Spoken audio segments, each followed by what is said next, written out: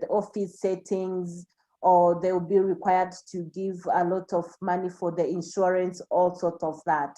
So it is very important to keep advocating on the employment to the employers that if we were able to teach these students for 4 years, 5 years, or 6 years, it's very obvious that they have skills and they're able to be productive to the workplace.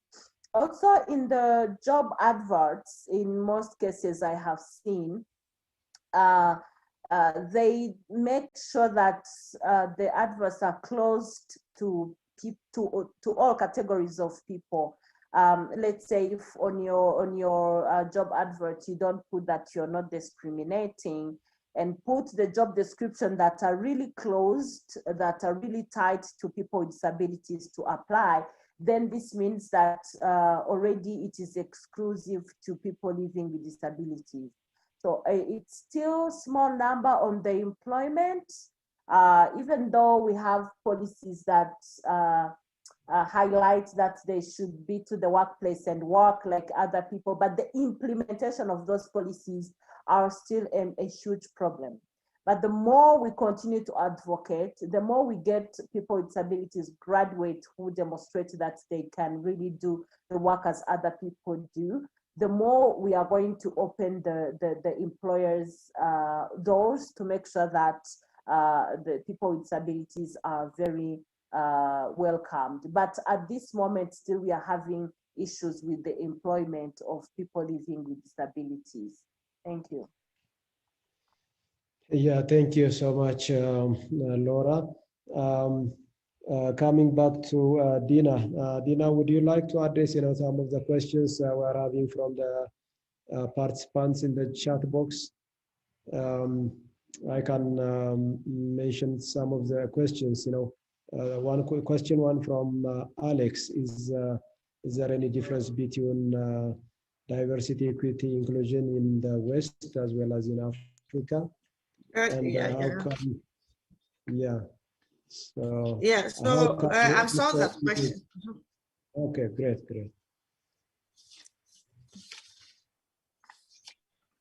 Sorry, should I? Yeah, please go ahead.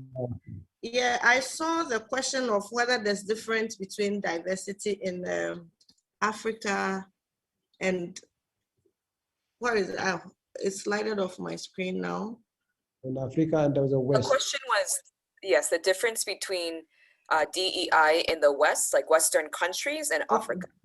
Yes, the context is extremely important to everything we do. And that's why you keep hearing the narrative, it's not a one size fits all. I will start from the question of what community or constituency do you seek to serve as a HEI? If you know the constituency or the community you are serving, the first step is to identify what category or groups of people or identities exist within that community. Even in Africa, and even in West Africa or other parts of Africa, you would notice that institution by institution may identify different forms of diversity or groups of people within the institution or who they should be serving and they are missing out on. So what the difference may be is what kind of diversity does exist within your community or you seek to reach out to, and have you embraced those? Have you found common grounds, and have you embraced your uniqueness to be able to build a culture of inclusion?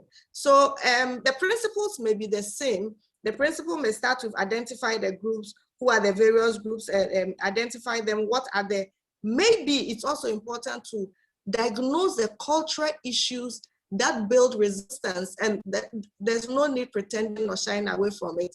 The cultural issues that build resistance to including certain categories of people. And let me give you a classic example.